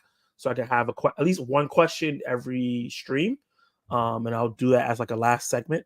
I'm excited to do the next one. I asked you guys what my top 5 anything is, and I got a lot of interesting ones. So we'll be doing that. But yeah, let me know what you guys, if there's any information or anything like that. I think I still have to try to find out where the digital money is, like if that information is available. I know you guys wanted to know that. If I get to find that, I'll try. It just takes a long time for me to prep. Like I got home at 4 o'clock and I was prepping for the show up until 7 p.m. So it takes a really long time for me to prep for the stream. And Zach, have you started? Oh my God, House of Dragon yet? Because next week is the big episode that I told you about. No, I haven't started it yet. I haven't gotten a chance to sit down and watch shows. I think I'm going to try to watch some stuff. I need to watch Demon Slayer season finale, and I might watch the first episode of House of Dragon. Let's see. It's going to be 101 degrees in Oregon. Jesus Christ. Holy moly. That's a lot. I work on July 4th. Really? Damn, they didn't give you the day off? That's crazy. I don't celebrate 4th of July, but I do enjoy the day off. Me too. I do enjoy the day off. I love the stream, but I like how I like how it's formatted. I appreciate that. I appreciate that feedback. I don't know if we'll be live Thursday either. Okay, that makes sense. Take a day off. Yeah, I deserve it. I think it's 2 hours is good for a stream. Yeah, and I just think about rewatchability and things like that. All my crew is here. You're doing great, Zach. I appreciate you. Zach, before you watch Gladiator, you need to watch Return of the King. Yeah, I know. Expectations for Despicable Me 4. In terms of box office or in terms of how much I like it? Hey, Kelly, what's up? How are you doing? I need to text you. Thank you. I appreciate that. How you doing, Kelly? Did you say... Oh, no, I did not. I did not say what my... I did the public service announcement, and I forgot to tell you what my number 17 movie is. Right now, my number 17 movie of the year is The Last Stop in Yuma County. And now that it's July, I'm going to be doing my top 10 movies of the year video. So be on the lookout for that. Happy 4th of July. Thank you. You just need to watch Goonies first. Everybody's like, you need to watch this movie before you watch this movie. Watch this classic movie and then watch this show. It's too much, guys. I'll figure it out. I have to balance everything.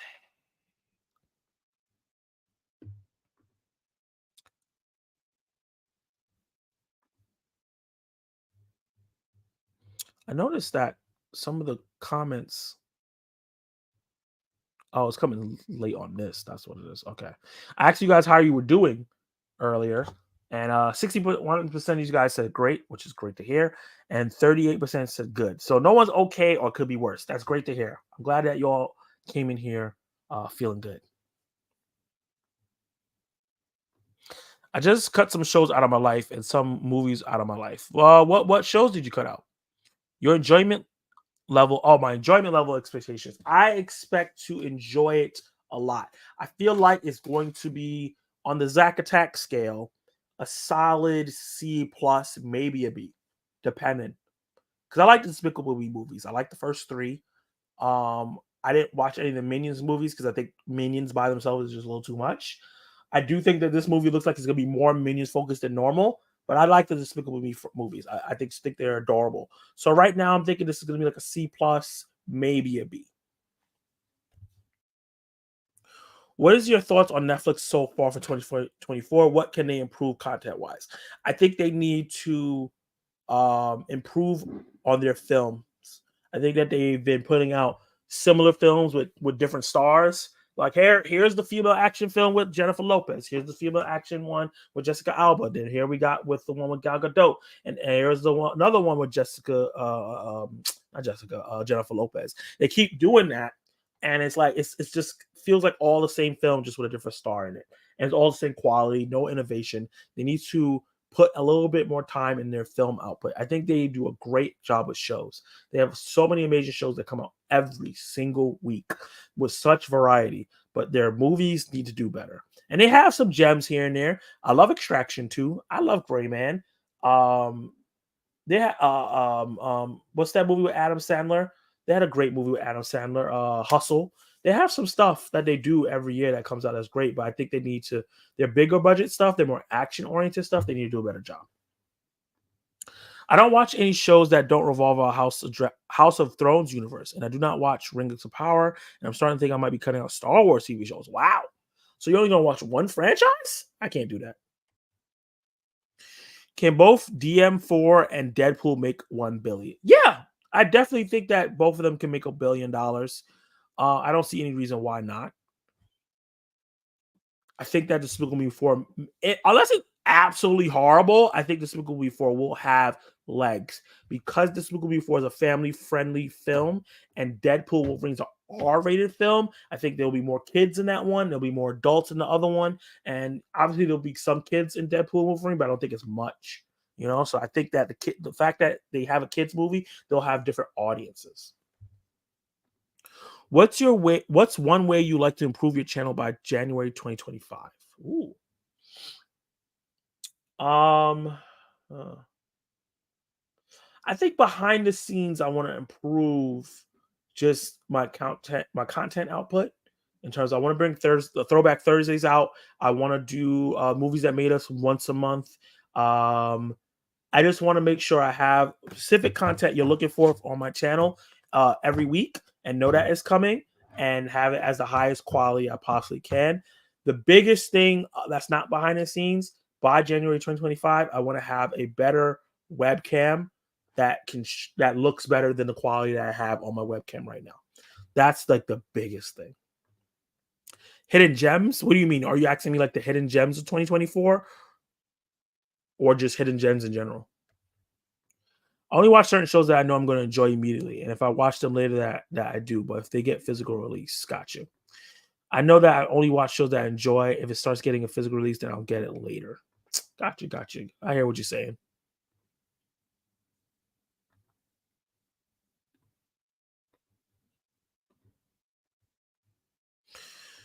Also, I just want to I really want to grow the audience on my live stream.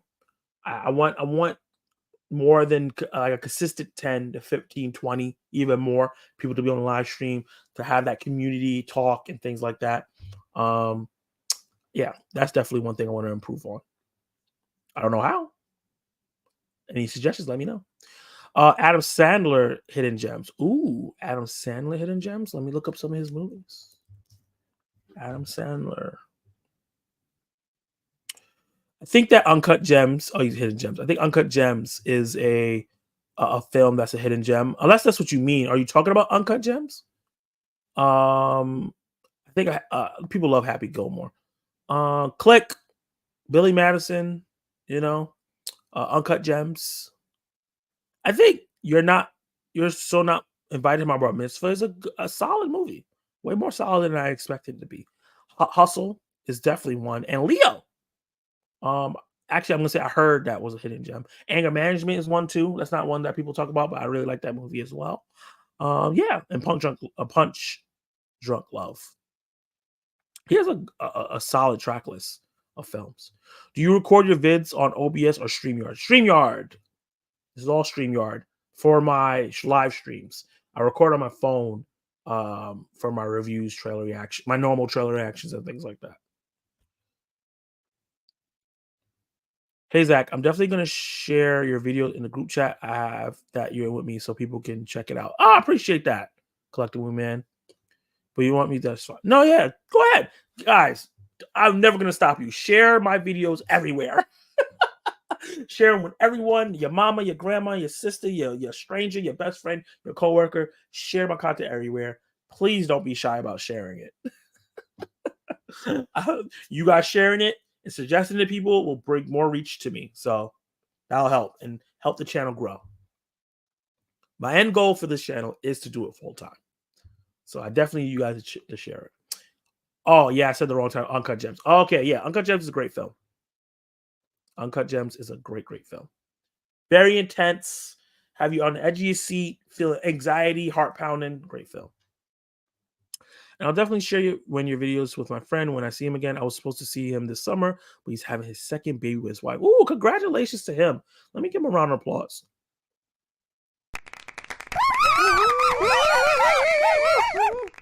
Good shit. Never understood people mad at sharing. If you say it sucks, thanks for posting my link. Facts. Yeah. Share my stuff. Don't ever be afraid to share my stuff. I want people to see my videos. I'm not trying to keep it an exclusive club with just us. I love us, but definitely share my vids.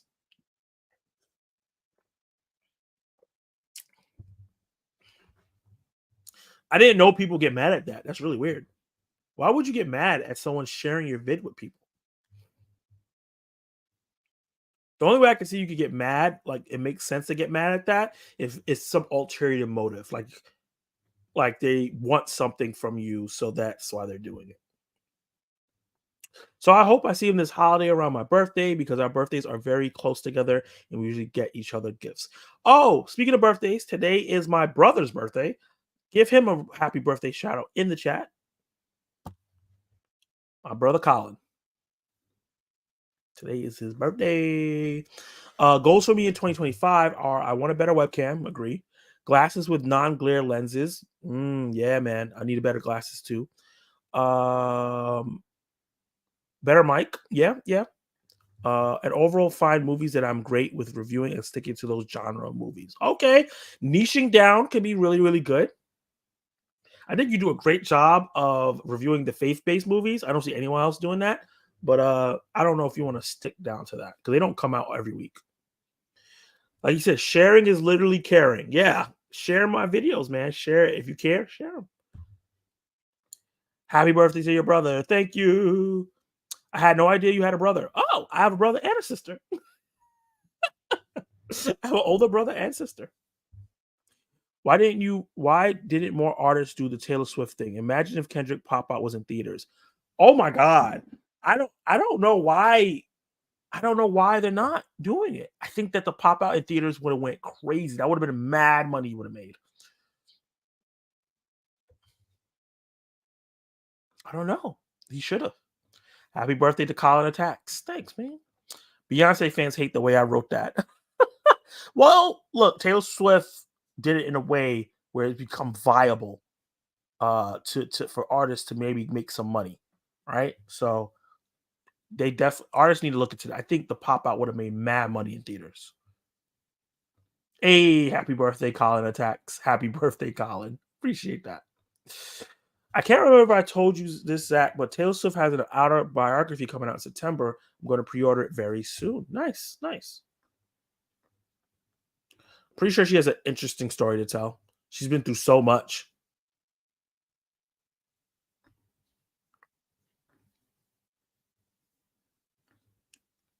What's that say? Oh, I actually didn't ask you guys what your favorite trailer was. So let's do that now. Favorite trailer. What was this? What was the name of that movie? It was like Bone. No. Let me go. No, history, not my channel. Bando Stone. Bando Stone. What was it called? Longlegs. And what was the other trailer we watched? Oh, Hellboy.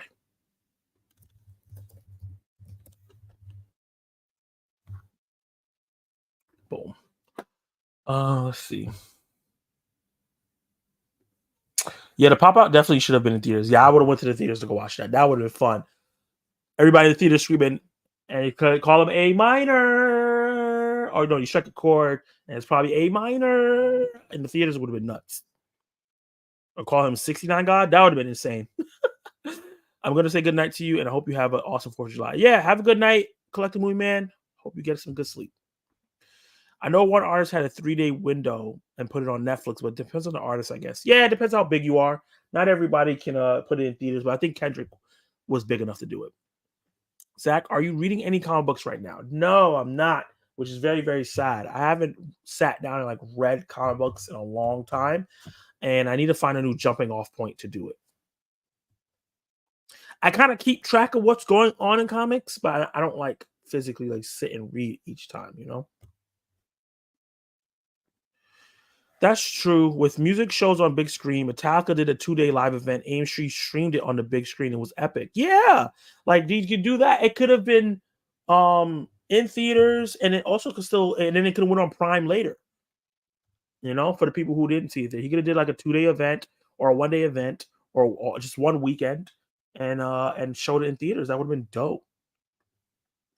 Well, I want to tell you, I'm reading Billy D. Williams' autobiography. It's very interesting. He played Lando in the original Star Wars movies. Yeah, I know. That's cool. I need to get back into reading. I know that sounds crazy, but I don't read books a lot.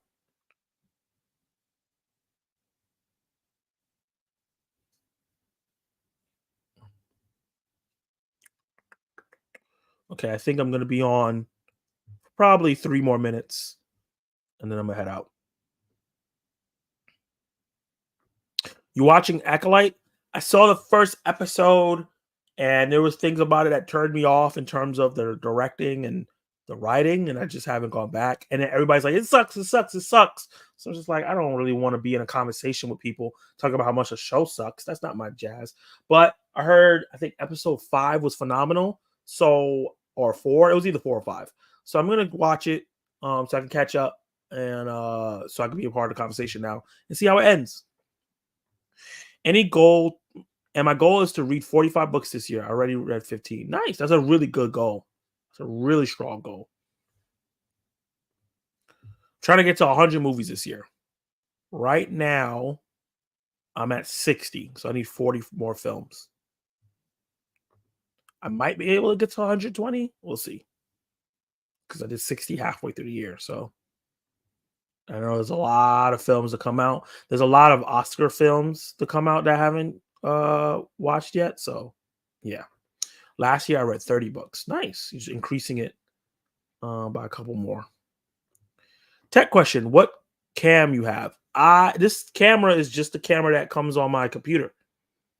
That's the webcam I'm using right now. It's the one that's right on my computer right here. I don't have a separate webcam. You're ready for Dune 3 and Star Wars in 2026? Just seems so far away. One of those movies are gonna move. There's no way that they're debuting on the same day. That's insane. That would be the new Barbenheimer. If Dune Part 3 and whatever Star Wars movie debuts on the same day, box office gold. If they have the balls to do that, box office. That's the next Barbenheimer. I love episode 5, but I don't have too much hope it'll turn out great. Maybe decent at best. Okay. Yeah, man, like Star Wars, like I've always said I'm a casual fan, but, you know, it's just... Let me not say, because I love Mando. I'm one of the people that like season 3. But I don't know. I don't expect much from Star Wars for some reason. The next Star Wars movie is supposed to be the Mando and Grogu movie. I know you meant Grogu, not Goku. Star Wars doesn't need to move. Interesting. So you think Dune needs to move? Okay. I got to watch today's episode. I'm still middle of the road on the show. Okay. Oh, isn't Acolyte coming on right now?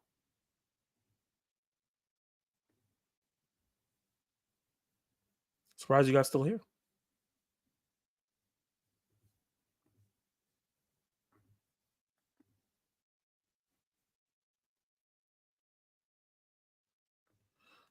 Wait, hold up. Almost delete it. I think tonight will tell me a lot. I think 2025 will be a healthy year for theaters. I mean, the whole year, because Marvel's coming back. Yeah, Marvel's coming back. Star Wars is coming. No, I think 2026 is the first Star Wars movie. But Marvel and DC are both coming back. That's going to be really, really big for the box office. And there's also a bunch of other films that got pushed all the way to 2025 that's coming out. Nope, Star Wars needs to move. Sorry. Star Wars has been diluted big time. It's going to be interesting. You know, Marvel, people say Marvel's been diluted, but they're talking about Deadpool and Wolverine is going to make $220 million first weekend. So all it takes is a hype trailer and an idea to get people right back into it. So we'll see. Who's leaving for the Acolyte? You're going to get... Who's leaving for the Acolyte? You're going to get an increase. That's hilarious. For the last 2 weeks, when I stream on Tuesday, when the Acolyte debuts, people just dropped off. So that's why I'm saying that. People are going to go watch the Acolyte.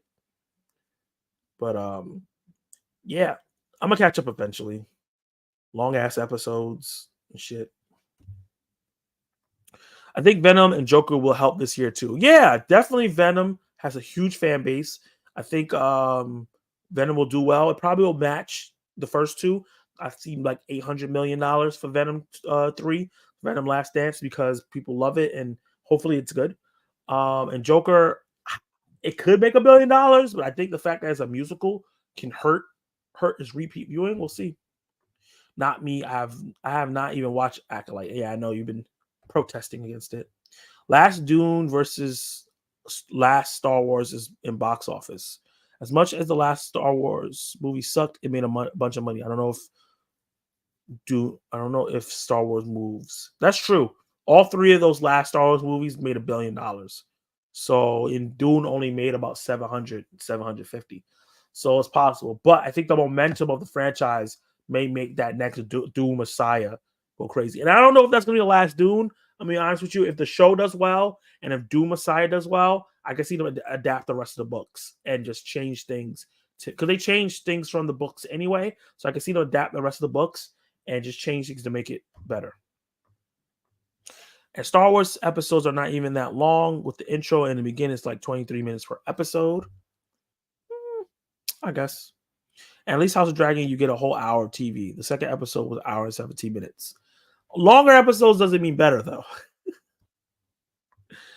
Kraven the Hunter will be trash, but will make a ton of money as well.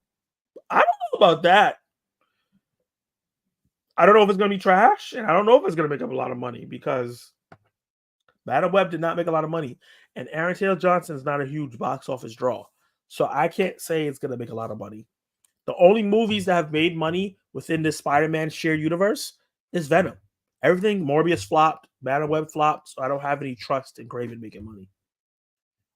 But you do get more character development with long episodes. It's possible, but you can get good character development in 20-minute episodes too.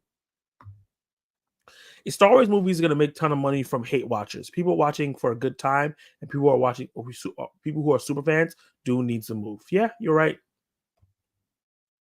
Longer means more satisfying. I don't know, because I watch My Hero Academia, which is 20 minutes. I get more satisfied out of that than some hour-long episodes of shows. And episode 2 of House of Dragon has some of the best dialogue I've ever seen on TV. That's good. That's good to hear. Like, I liked House of Dragon season 1, but I didn't love it. I was like, oh my god, this is so great. This is amazing. It was like, I liked it a lot, but you know. He said longer is more fulfilling. Are you going with an innuendo here variant? This is a children channel. Okay. So this, instead of lasting 6 minutes, I lasted on 10 more minutes. I'm going to be signing off, guys. This was really, really fun. I appreciate every single one of you guys being here. I want to shout out my channel members, and this cute thing, of course, is in the way. Kenny Sparks, Spoiler Kings, Annette Blood Rose, who I haven't seen in a while. Hopefully that's okay. Basic Moose, Screens and Reviews, Have You Seen with T, 80s Kids from 90s, and Collecting Movie Man, because he was gifted and he's rejoined channel members. So I appreciate every single one of you guys here. And everyone that's a subscriber, everyone that comes to the channel every week, from the live streams, comment my reviews. Appreciate every single one of you guys all the time. We're really close as a channel, as a community, getting monetized. So yeah, share my videos, get people to watch them. We're really, really close to getting monetized, and that's where things will get interesting. No, because some of the longer Walking Dead episodes were so bad, especially later seasons. T said pause. Nope, not children's chat at all. We're PG-13. No, I'm simply saying longer is better. Longer gives you more to chew on. I can see that, yeah. I agree. Hopefully the thing you chew on is good. But everybody, love you guys. Appreciate every single one of you. Be on the lookout for my review for Maxxxine. And if I get to check out this movie before, I'll do a review of that as well. And be on the lookout for my top 10 movies of the year so far video. I'm definitely going to be doing that. I'm excited for that. And for next week, be on the lookout for, obviously, Zack Attack News Live. I'll be doing my normal topics, but the return of Attacking Zack. I had a lot of fun doing it last week. I'm going to be bringing it back this week. Prepare for that. And I'm 90% sure I'm going to watch Lord of the Rings: Return of the King this weekend. If you're our channel member, you will know. You will know. I'm also going to be recording my my physical media haul for my channel members as well, volume 2. So be on the lookout for all that content. I appreciate all you guys. This is funny. Pause, play. Still waiting for Return of the King review. I was just talking about that. Yeah, I'm going. That'll be coming soon. I want to get back into doing that. I'll watch Return of the King, do a review, and then I'm also going to rank the movies. So be on the lookout for all those things. Appreciate every single one of you guys here. Hope you all like the video. And I'll see you next time. Peace out.